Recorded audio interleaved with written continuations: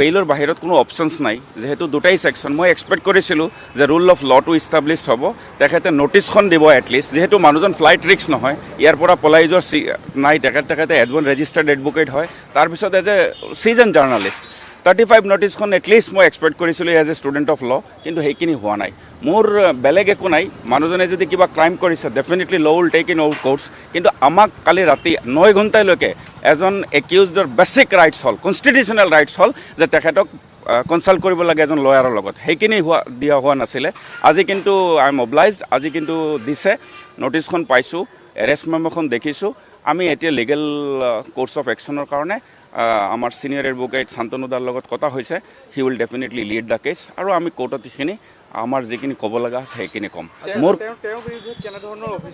তেখেতৰ যিহেতু FIR কপিটো এতিয়ালৈকে পোৱা নাই, ছেকশ্যনে কৈ আছে যে MDক কুৱেশ্যন কৰিছিলে, সেই মানুহজন belongs to Bodo particular community, এইটো কাৰণে তেখেতে SC/STৰ এক্টটো লগাইছে।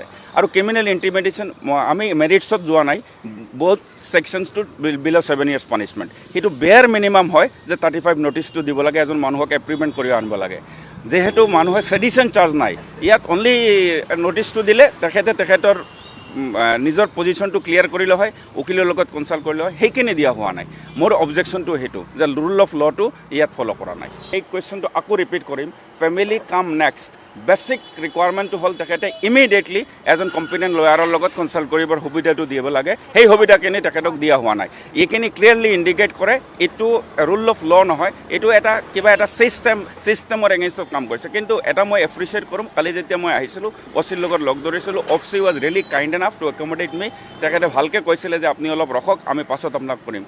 পাছত কিবা এটা অদৃশ্য পাৱাৰৰ কাৰণে তেখেতে আমাক সেইখিনি না ৱাইফৰ লগত লগ ধৰিব দিলে, না মোক এজ এ এডভোকেট তেখেতৰ লগত ইণ্টাৰেকশ্যন কৰিব দিলে। আমি অবলাইজ, আজি কিন্তু সেই সুবিধাটো পাইছোঁ, তেখেতৰ লগত কৰিছোঁ। আমি এতিয়া কোৰ্টছত সেইখিনি লৈ যাম, কোৰ্টত যিখিনি কৰিব লাগে আমি সেইখিনি কৰিম।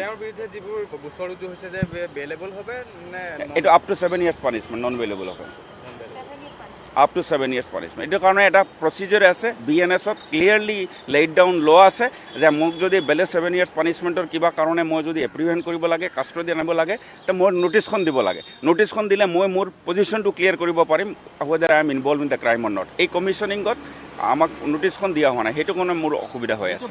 এলিজড তেখেতে শেষ কৰিছে, মানুহজনে কৰা নাই নকৰা নাই, আমি কোৰ্টৰ আগত সেইখিনি তুলি ধৰিম, আৰু মোৰ এটা ফেইথ আছে জুডিচিয়াৰীৰ ওপৰত, এজ এ ষ্টুডেণ্ট অফ ল' আমি সেইখিনি আশা পাম। যিখিনি ৰেছপন্স আমি থানাৰ পৰা পাব লাগিছিলে যে পাব্লিক অফিচ, সেইখিনি পোৱা নাই, আমি কোৰ্টৰ পৰা পাম বুলি আশা ৰাখিছোঁ। এইখিনি মই কথা পাতিছিলোঁ, যিহেতু তেখেতক পিক আপ কৰা হৈছিলে, ল'টোক পিক আপৰ সময়ত তেখেতে নিজে FIR দিব নোৱাৰে।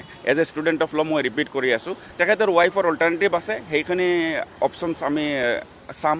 চালি জাৰি চাই পেলাই যদি তেখেতে কাষ্টডিক সেই সময় দেখুৱাই দিছিলে, তেখেতে ৱাইফে আহি ছাবষ্টিটিউট কৰি FIRখন ৰেজিষ্টাৰ কৰিবৰ কাৰণে আমি ফ'ল' কৰিম।